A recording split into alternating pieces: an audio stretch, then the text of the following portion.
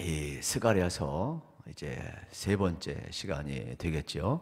오늘도 하나님께서 본문을 통해서 말씀하시고 또 은혜와 평강 주실 줄로 믿습니다. 스가랴는 우리가 잘 아는 것처럼 환상이 8개 나와요. 그래서 스가랴를 볼 때마다 뭘 생각을 하느냐 하면은 환상을 통해서도 하나님이 말씀하시는구나. 참 놀라운 사실 아닙니까? 그것도 전부 메시아에 대한 예언을 여러분 우리는 전혀 상관없다고 생각하는데 아니에요. 그리고 하나님께서는 이러한 선자를 통하여서 말세에 되어질 일들에 대해서 예언을 하고 있어요. 그러면 대부분 우리가 종말, 말세 그러면 참 두렵고 떨리는데 가만히 성경을 되돌아보면 그게 환상이든 마지막 시대에 계시던 하나님은 뭘 약속하느냐 하면 대부분 다 종말은 뭐와 관계되어 있느냐? 놀랍게도 성전과 관계되어 있고 이스라엘과 관계되어 있고 예루살렘과 관계되어 있고 그리스도의 구속의 사역과 관계되어 있고 그리스도의 모든 사역과 연결되어 있다라는 거예요. 그러니까 종말에 나오는 모든 예언들은 여러분 그냥 이루어지는 게 아니죠. 그래서 지금 우리가 역사를 이렇게 바라보면서 왜 예루살렘을 주목하는가? 왜 지금 벌어진 일을 주목하는가? 이거는 전부 다 연관되어 있기 때문에 그래요. 그냥 단순히 그냥 뭐 예루살렘에 전쟁이 일어난다. 그런 차원이 아니에요. 지금 이 시대가 어디를 향해서 달려가고 있는가를 우리가 볼 수 있기 때문에 그렇습니다. 오늘 스가랴서 3장인데 1장과 2장을 통해서 우리는 그걸 경험을 했어요. 성전과 이스라엘, 성전과 예루살렘, 또 성전과 열방의 회복을 우리는 보았습니다. 그래서 결국 성전이 회복된다는 것은 약속이 이루어지는 것이고 이스라엘이 회복되는 것이고 예루살렘이 회복되는 것이고 열방이 하나님 앞에 돌아오는 것이고 그러면서 하나님의 뜻이 이루어지고 역사의 주권이 어떤 바벨론이나 세계 강대국에 있는 것이 아니라 하나님의 손에 있음을 계속해서 말하고 있는 내용을 우리가 살펴보았습니다. 오늘 3장도 마찬가지가 되겠어요. 3장을 세 부분으로 나눌 수가 있는데 1절부터 5절을 나눌 수가 있게 되겠어요. 이것은 바로 이제 하나님 앞에 선 대제사장 여호수아의 모습이 나오고 있어요. 그리고 6절부터 7절에 보면은 잃어버린 대제사장 직분이 회복되고 있는 내용이 나옵니다. 그리고 8절부터 10절에 보게 되면은 메시아에 대한 예표, 우리 성탄의 계절이잖아요. 짧지만은 이 환상 속에서 여러분 메시아에 대한 예표가 나오고 있음을 보게 되는 겁니다. 그러면 먼저 1절부터 5절의 내용을 보게 되면은 첫째는 하나님이 나와요. 그리고 그 앞에 여러분 놀랍도록 대제사장 여호수아가 있어요. 그리고 또 뭐가 있습니까? 천사가 있어요. 그리고 또 누가 있습니까? 사단이 있는 장면을 보게 되는 거예요. 그런데 그 모습을 보면 하나님은 거룩해요. 그런데 대제사장 여호수아의 모습은 옷은 더러워요. 그리고 그 옆에 천사가 있는데 하나님의 지시를 기다리고 있어요. 그런데 그 앞에 있는 사단이 대제사장을 정죄해요. 대적해요. 이때 하나님께서 하시는 말씀과 환상을 보아야 되는 것이죠. 사단을 향하여서 하나님이 천사를 통해서 뭐라고 명령합니까? 사단아, 내가 정죄하는 것은 옳지만 더 이상 정죄하지 말라. 여기 여호수아는 대장 여호수아를 의미하지만 동시에 이스라엘 전체를 의미하는 거예요. 대표자이니까. 이스라엘이 더러운 옷을 입었다. 너희들의 눈으로 볼 때는 마땅히 정죄받아 마땅하지만 아니다. 내가 그들을 택했고 내가 그들을 다시금 다 타버린 그 잿더미와 같은 그 마지막 순간, 그슬린 그 순간 거기에서 꺼낸 그슬린 나무와 같은 존재이랄지라도 나는 그들을 택했고 나는 그들을 사용할 것이고 나는 그들을 회복할 것이고 내가 더러운 옷을 입힐 것이며 아름다운 옷을 그에게 줄 것이니까 너는 더 이상 그를 정죄하지 말라라고 명령하는 내용을 보게 되는 것이죠. 우리 여러분 1절과 2절을 같이 한번 읽어봤으면 좋겠어요. 우리 3절까지 한번 읽읍시다. 시작. 대지상 여호수아는 여호와의 천사 앞에 섰고 사탄은 그의 오른쪽에 서서 그를 대적하는 것을 여호와께서 내게 보이시니라. 여호와께서 사단에게 이르시되 사단아, 여호와께서 너를 책망하노라. 예루살렘을 택한 여호와께서 너를 책망하노라. 이는 불에서 꺼낸 그슬린 나무가 아니냐 하실 때에 여호수아가 더러운 옷을 입고 천사 앞에 서 있는지라. 아멘. 여러분, 지금 사단이 대지상을 대적했을 때에 하나님이 사단을 꾸짖어요. 그리고 더러운 옷을 입고 있지만은 뭐라고 이야기합니까? 여호수아는, 이스라엘 백성은 내가 거슬린, 바로 뭐라고 그랬어요? 참 중요한 내용이에요. 불에서 꺼낸 거슬린 나무라. 여러분, 불에서 거슬렸다면 거의 조금만 더 있으면 잿더미가 되는 거예요. 그냥 없어질 존재예요. 생명이 없어요. 그런데 마지막 순간 꺼낸 거예요. 뭘 의미하는 거예요?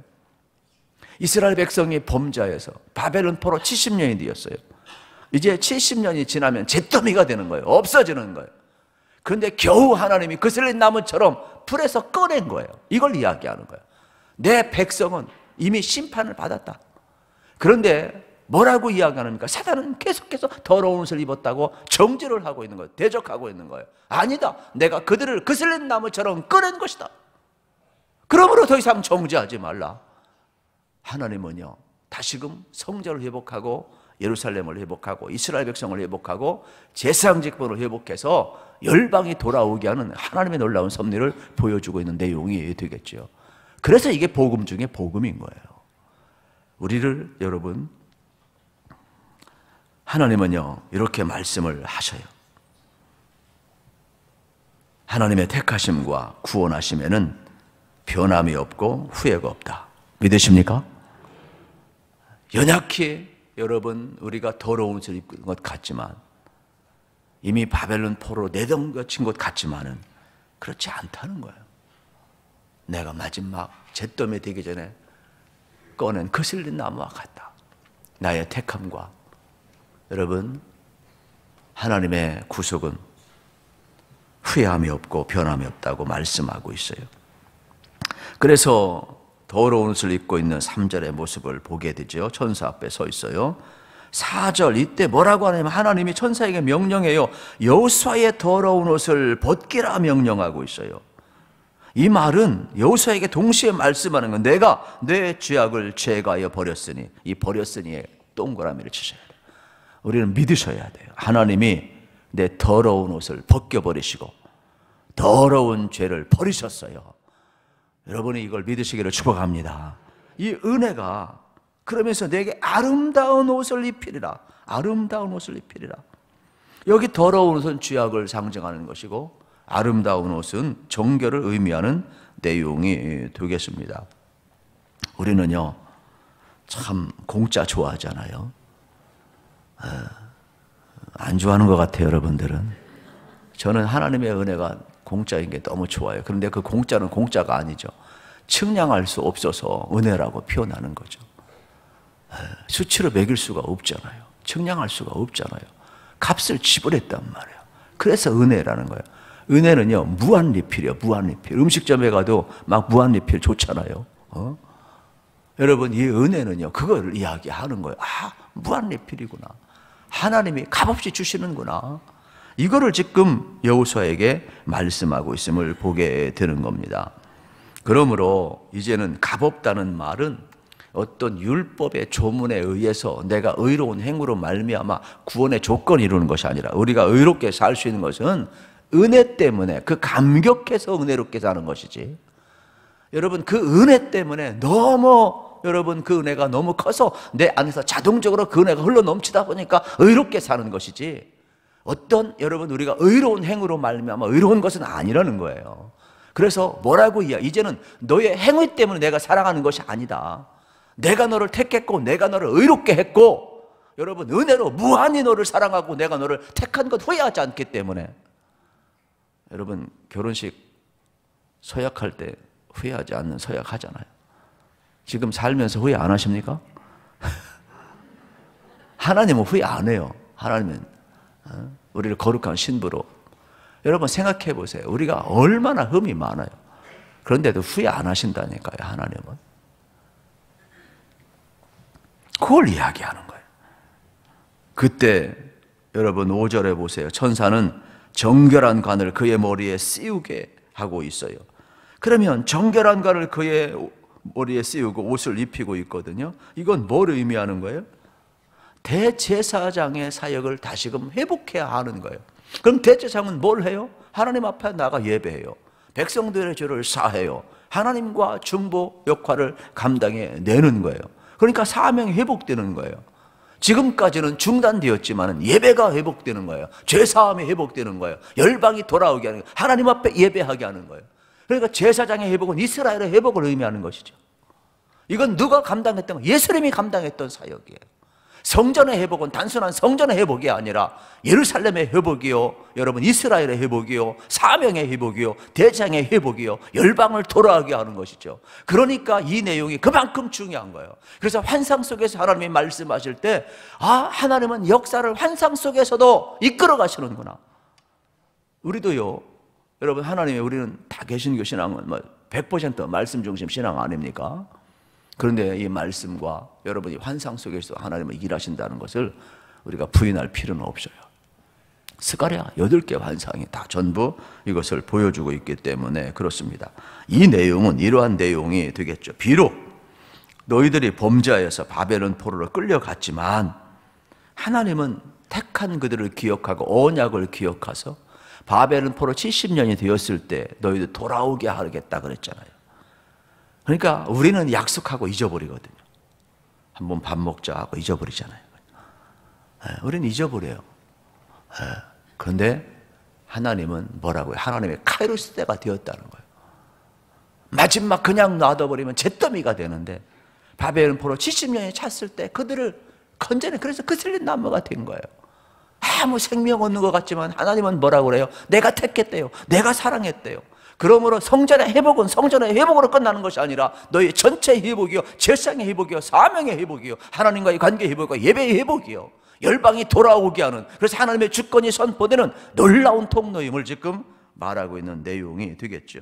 결국은 사단의 정죄를 그치고 이제 직분을 감당하고 그의 머리에 그의 옷에 관을 세우고 아름다운 옷을 입히는 것은 이제 하나님의 시간이 이루어져서 하나님의 회복의 때를 보여주는 장면을 이제 보게 되는 겁니다. 이제 두 번째로 6절부터 7절 두 번째 부분이 나오는데 우리 같이 한번 6절 7절 읽겠습니다. 여호와의 전사가 여호수아에게 증언하여 이르되 만군의 여호와의 말씀에 내가 만일 내 도를 행하며 내 규례를 지키면 내가 내 집을 다스릴 것이요 내 뜰을 지킬 것이며 내가 또 너로 여기 섰는 자들 가운데에 왕래하게 하리라. 아멘. 여러분 하나님이 천사를 통해서 여호수아에게 뭘 약속합니까? 두 가지를 약속해. 첫째, 내 말을 듣고 내 규례를 지키고 행하면 두 가지 축복을 주는데 내가 내 집을 다스릴 것이다. 내 뜰을 지킬 것이다 그래요. 두 번째 약속은 너로 여기 섰는 자들 가운데 왕래하게 하리라 말씀하고 있어요. 다시 말씀을 드리면 이런 겁니다. 이스라엘의 열방을 돌아오게 하는 이러한 통로, 여러분 제사장의 나라 역할을 하나님이 감당하게 하시겠다라는 거예요. 다시금 이스라엘의 하나님이 되고 이스라엘은 하나님의 언약의 백성이 되게 하겠다라는 거예요. 그래서 열방의 고리를 이스라엘을 삼겠다라고 이야기하는 내용이 되겠죠. 그러면서 더 중요한 것은 뭐냐? 그러한 가운데 하나님과 왕래, 하나님과 깊은 교제를 나누게 하겠다는 것이죠. 여러분 오늘날 이게 참 중요한 것 같아요. 개인의 영성이 왜 이렇게 중요하냐면 우리가 대중적으로 같이 예배를 드려도 자꾸 가정 예배 드리자, 자꾸 속으로 파자 이렇게 하는 것은 사실 이 타이밍을 놓쳐버리면 하나님과 깊은 교제 이룰 시간을 자꾸 놓치기 때문에 그래요. 그래서 개인 기도하는 게 참 중요하고 하나님과 교제 나누는 게 참 중요하거든요. 하나님은 그걸 지금 허락하겠다라는 거죠. 이스라엘은 하나님을 떠났었거든요. 하나님은 회복의 하나님이세요. 여러분이 말씀을 따라 살아가게 되면은 믿으셔야 이 두 가지 축복이 우리에게 이루어지고 있음을 발견하게 되는 겁니다. 우리도 마찬가지죠. 여러분, 우리가 뭐 대단합니까? 그렇지 않잖아요. 그런데 우리를 통하여 많은 사람이 돌아오게 하고, 우리를 통하여 많은 사람들이 죄 사함을 받게 하고, 우리를 통하여 많은 사람 주님과 교제를 나누게 하고, 우리를 통하여 하나님의 구속의 사역이 회복되어 간다. 이건 하나님이 아시는 거예요. 그래서 살아있는 제단을 보면은요, 말씀이 살아있고 성령의 역사가 나타나고, 많은 사람들을 하나님 앞에 어떻게 합니까? 다 접붙임을 받게 하는 거죠. 그래서 교회 속에는 항상 이 3대 표지가 계속 이루어지고 있음을 우리는 볼 수가 있게 되겠습니다. 우리 교회도 여러분, 하나님께서 다시금 이러한 모든 사역을 회복하시고 더러운 것을 벗겨주시고 아름다운 간과 의복을 입혀주셔서 이러한 구속의 사역이 이루어지고 아름다운 교류가 계속 일어나기를 우리 주님의 이름으로 축복합니다. 그리고 마지막 이제 8절부터 10절을 보면 우리 같이 한번 읽겠습니다. 세 번째 부분이 되겠죠.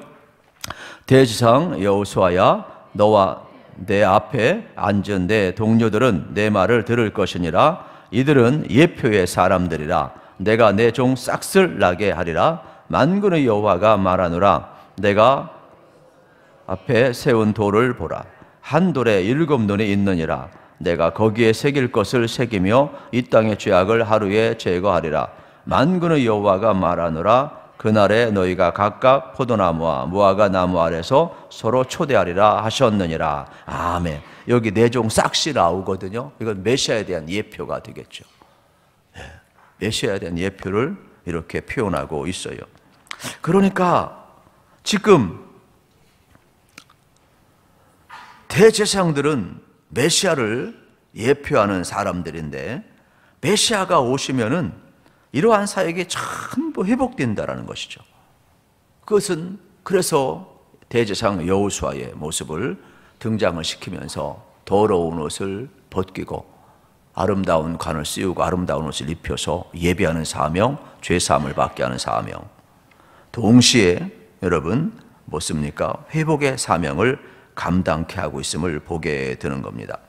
그래서 지금 성전의 회복은, 대제사장의 회복은 장차 예수님이 오셔서 할 사역이라는 거예요. 그 예표로서 성전의 회복이 되어야 되고 제사장이 회복되는 모습을 보여주는 것이죠. 여러분, 이 성탄의 계절도 마찬가지. 예수님이 오셔서 저희 백성을 저희 죄에서 구원할 자라 그랬어요. 그러니까 이 성탄의 소식은 하나님의 사랑 이야기로 가득 차고 구속 이야기로 가득 찬 거죠. 어쩌면은 이들은 작아 보이지만은 앞으로 메시아가 와서 그 일을 할 것이라 말씀하는 내용을 보게 됩니다. 그런데 여기 또 새로운 돌이 나와요. 돌. 이것도 예표예요. 코너스톤. 예수님을 모퉁이 돌이라고 이야기하죠. 사람들이 버린 모퉁이 돌. 여러분 어떻습니까? 하나님이 예수님을 어떻게 하셨어요? 사람들은 버렸지만, 건축자들은 버렸지만 하나님 모퉁이 돌로 사용하셨다. 코너스톤으로 사용하심을 보게 되는 내용이 되겠습니다. 그래서 8절에 싹하고 지금 9절의 코너스톤은 다 예수 그리스도를 상징하고 있음을 보게 되는 겁니다. 그래서 예수님이 오셔서 죄악을 사해 주시고 완전히 회복시켜 주시고 화목시켜 주시는 구속의 사역을 완성시키고 있음을 볼 수가 있게 되겠습니다. 그러면 오늘 본문의 핵심은 뭐냐? 간단합니다. 그것은 뭐예요? 대제사장의 사명을 회복시키겠다는 거예요. 성전의 회복과 대제사장의 사명의 회복은 메시아 사역의 회복을 예표하는 내용의 말씀이 되겠습니다.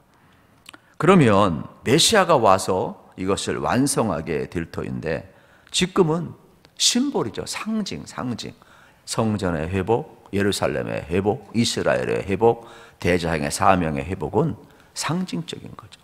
그래서 이 환상 속에서 장차 예수님이 오셔서 온전히 죄사함과 구원을 이룰 것이고 하나님과 교류케 할 것이고 하나님을 예배하게 하는 이러한 사역을 예표하고 있음을 봅니다. 한마디로 이야기하면 메시아가 온다라는 거예요. 메시아가 이러한 사역을 감당할 자가 온다, 이거를 예표하고 있습니다.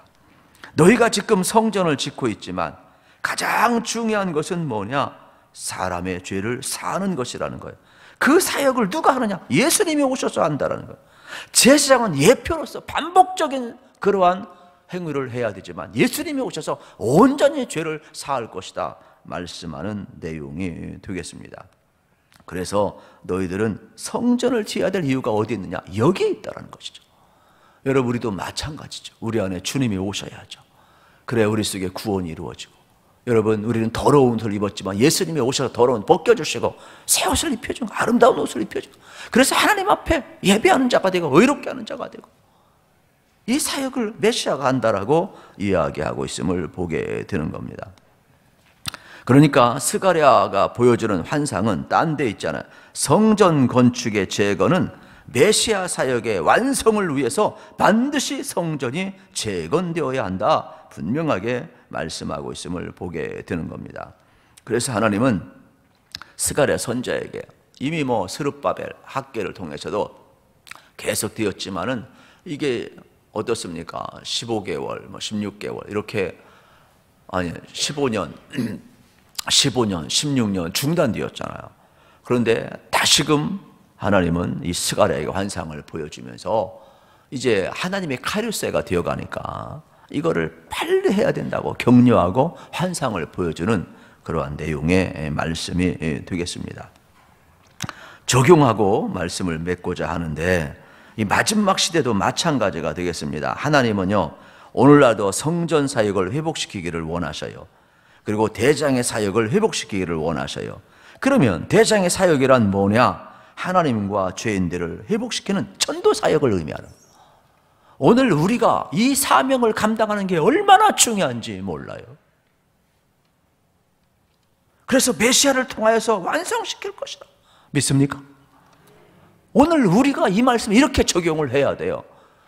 우리 더러운 옷을 벗어버리고 아름다운 옷을 입혀주시고 우리에게 꿈을 주시고 환상을 주시고, 주님께서 이러한 사명을 주신 것은 주님이 오셨을 때 이 구속사역을 완성하기 위하여 정의된 사명을 감당하라는 거예요. 심벌로 우리에게 지금 보여주는 그러한 상징적인 사건이 되겠습니다.